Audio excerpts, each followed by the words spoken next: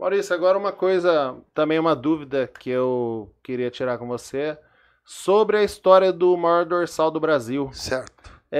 Isso surgiu na década de 90, né? Que você competia ali. Olha, Celião, Quando que surgiu isso? perfeito. Ó, Quem foi a pessoa que falou a primeira vez? Surgiu em alguma revista? Como é que foi interessante isso? isso. Por que é interessante? Porque parece que tudo é assim. A gente vê o Pelé, por exemplo, né? Ele foi talvez o maior jogador do mundo, né? Eu, na minha opinião, sim. Cada um Sim, vai ter a sim. opinião dele. É. É o nosso Pelé. O Pelé fala, Os né? Tem argentinos no vão filme falar dele. que foi o Maradona. Aí vai ficar essa briga eterna. É só assistir os jogos lá que a gente vai ver.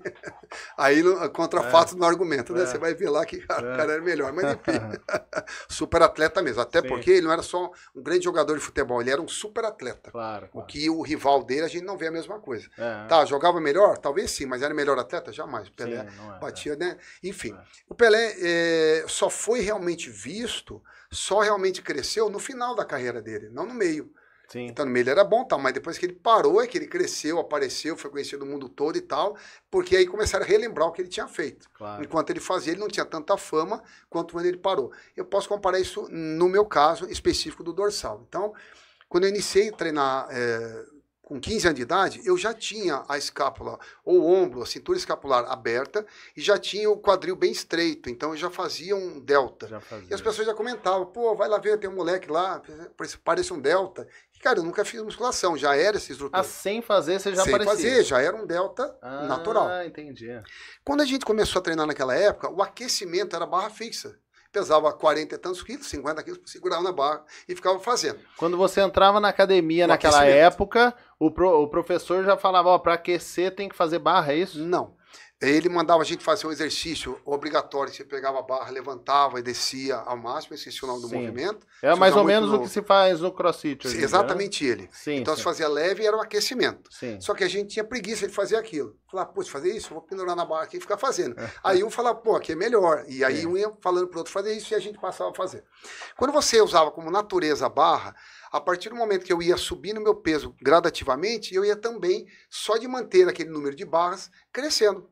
Eu ia ficando cada vez mais Você pesado. Eu já conseguia estava... manter a mesma repetição, Então vamos dizer que mesmo eu- com um peso maior. Vamos dizer que eu subisse na barra e usasse sempre 10 repetições. Um exemplo, tá?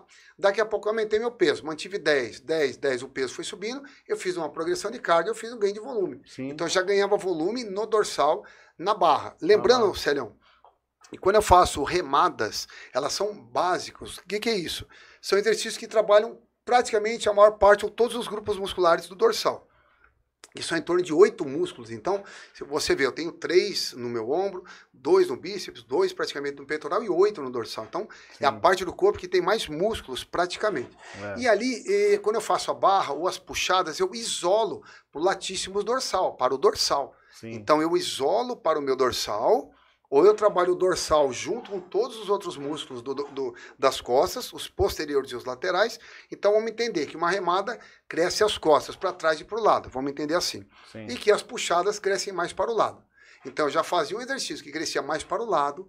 Eu já tinha estrutura para ser largo. Então, isso foi dando o volume. Eu nunca reparei nisso. Maurício, só um parênteses, essa barra você puxava atrás ou na frente? Atrás, obrigatoriamente, com a cabeça baixada. Então, eu puxava Só a barra e abaixava a cabeça e trazia. Sim. Como depois passou a fazer o puxador costas, que era igual. Sim, então sim. eu abaixava a cabeça e fazia da mesma maneira. Claro.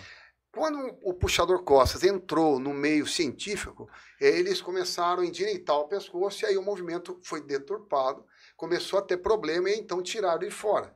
Se eu voltar a fazer hoje, como era a barra, como o puxador costas, como qualquer outra máquina que corre do lado da minha orelha, eu tenho o mesmo movimento.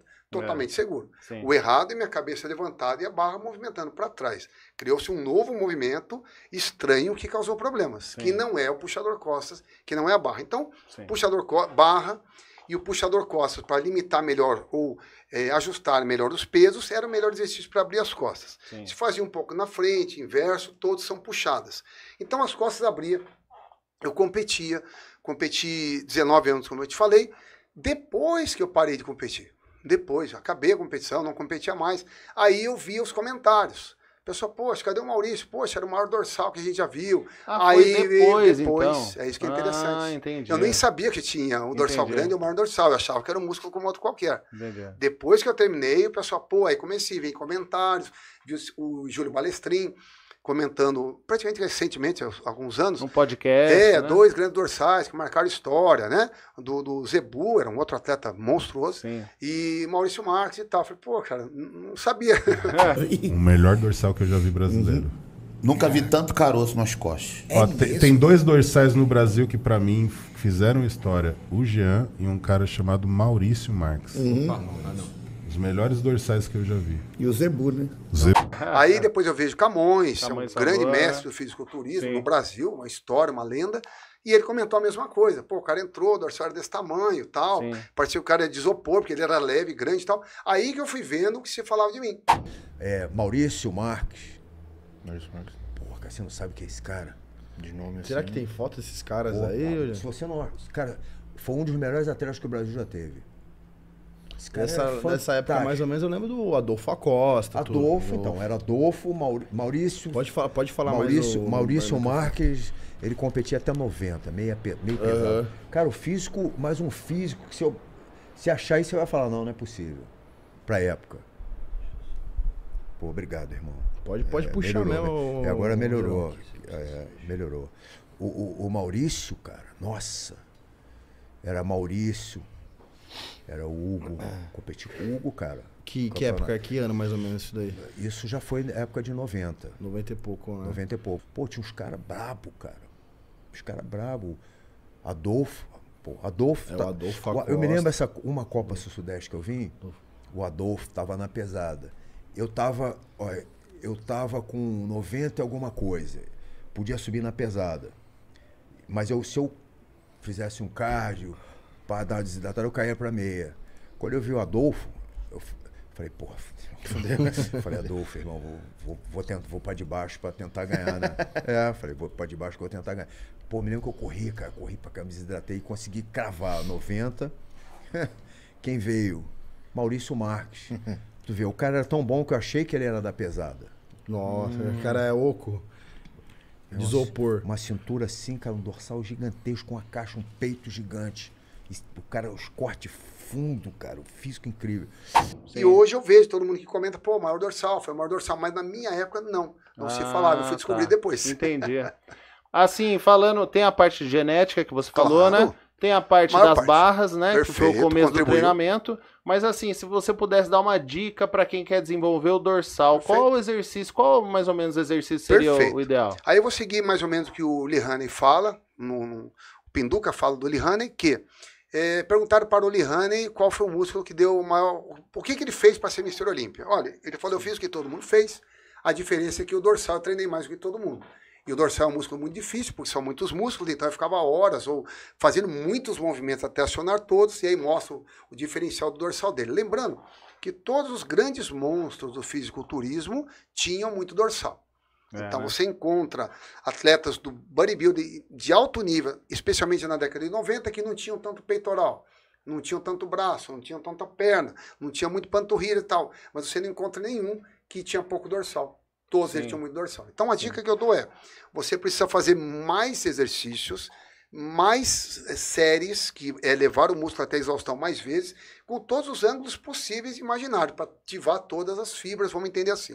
Porém, começar pelo isolado, aonde eu vou dar todo o meu gás no dorsal, e conforme vai acabando a minha força, o glicogênio e tal, eu vou usando os que eu preciso menos, que são os de espessura. Então eu coloco abertura na frente e espessura depois. Por quê, sério? Se você reparar, em geral, homens, eles têm as costas muito mais espessas do que aberta, em geral. Então, quando eu vou treinar, eu tenho que me preocupar mais em abrir do que em dar espessura. Mais com o isolado do que com o básico. Sim. Todos os outros músculos são ao contrário. Eu preciso me preocupar primeiro com os básicos, que trabalham o maior número de fibras possível, e depois de isolar. O dorsal, a característica dele, diferente de todos, é que eu preciso fazer mais séries para ele, então respondendo a sua pergunta. Mais séries? Mais séries, eu tenho mais músculo, eu tenho que fazer mais vezes até atingir todos eles, Sim. em vários ângulos, começando pelas puxadas e depois a remada. Essa é a dica que eu deixo.